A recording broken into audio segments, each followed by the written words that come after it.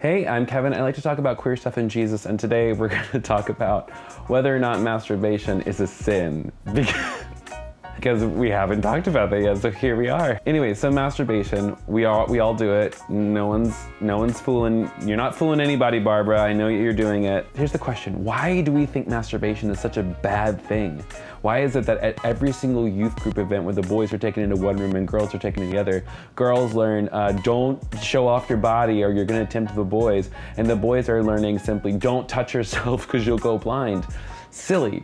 But where in the Bible is it? That's the question. Where in the Bible? Because I'm a good biblical Christian, I keep it in the Bible. So let's go to Genesis chapter, I think it's 38. Here's how the story goes. Judah has 3 sons. And for the first son, he finds him a wife. The wife, her name's Tamar. And so lies with Tamar. She does not conceive though, and does something wrong in the sight of God. And so God strikes him dead. And so Judah goes to his second son, Onan, and says, hey, you have to basically be the kinsman redeemer for your brother's wife so that she can have a child, continue the patriarchy of the family, and also so that she could be provided for. Because the Levirate marriage was an ancient practice in which the brother of a deceased brother would take the wife as his own, and so that she would actually be connected to the family still. That was really important. And this is still practiced in some countries today because of economic reasons, which is another reason why we need gender equality across the board, but another video for another time. So Onan goes in and lies with Tamar. However, rather than ejaculating sperm-filled semen into Tamar in order that she might conceive a child, he pulls out and he spills his semen on the ground. And this was detestable in the eyes of God, and so he was struck down. And everyone's thinking, holy crap, does that mean if I'm pulling out that God is gonna strike me dead? Absolutely not. Don't worry, God's not gonna strike you dead for pulling out. Even though that's not a reliable method of contraception, just for the record, if that's something you're having to worry about, getting pregnant. No, that's not why God struck Onan dead.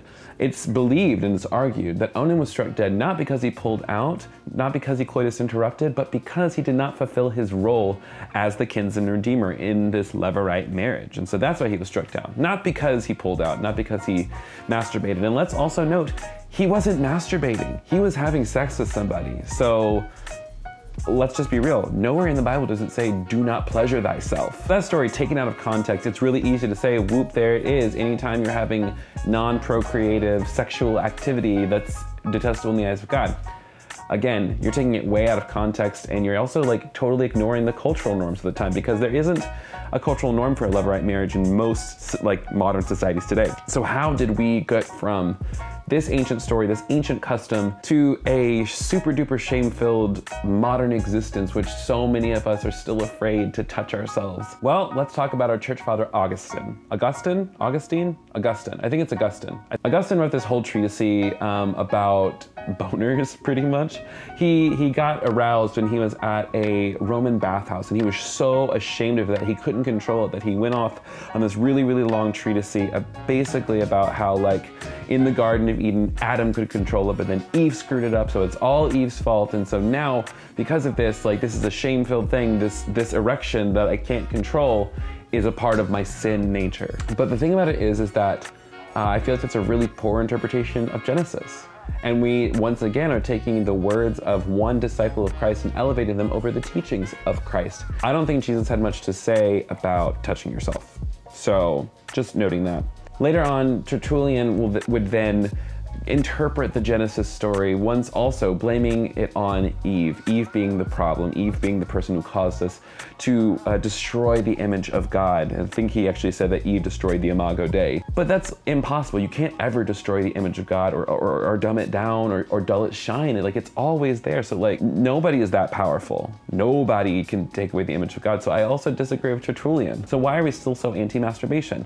Well, there's one more person I want to tell you about, and that is I have to read his name because it's so long. It was 1760, and Swiss neurologist Samuel Augustin André David Tussaud, that's a name for sure. He wrote this anti-masturbation pamphlet, basically entitled Onanism, named after Judah's second son who didn't fulfill his Levirate duties to his dead brother's wife. He basically argued that all non-procreative orgasms could lead to things like blindness, decline in memory, blurred vision, nervous disorders, arthritis, tenderness, bloody urine, disturbed appetite, among other things. So that's where we get the idea that if you touch yourself, you go blind from a pamphlet from 1760 that had no basis in reality. And so because of this, he said that all kinds of things like this should be avoided. So you marry that all together and you've got the makings for like modern day purity culture. Wild, right? So nowhere in the Bible does it say anything about masturbation.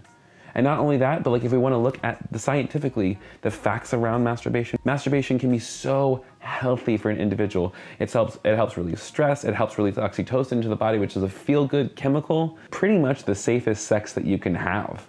Like you're just having sex with yourself, like, so like rock and roll as far as I'm concerned. And there's so many of us like who still carry shame around like our desire and like being turned on. But the thing about it is there's nothing wrong. Your body is a wonder. It's a magical thing. It's not to mention masturbation also is a great way for you to get more in touch with your body, to figure out what you may like or not like when you possibly want to have sexual encounters with a partner. It's best part of my day, if I'm being honest.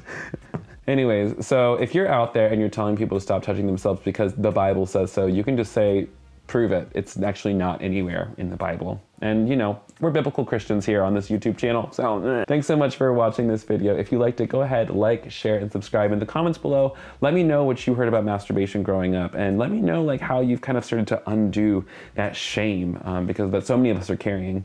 A big shout out to my Patreon supporters for making this video possible. So if you like this and you want more stuff like this, go ahead and become a sustaining partner. Even as little as $1 or $2 a month makes a huge difference. And I think that's everything. Connect with me across social media. All the links are below. You know what to do. I love you. I think you're so great. And talk to you next time. This has been another episode of Good Christian Sex. I'm Kevin, and I might go masturbate. Bye.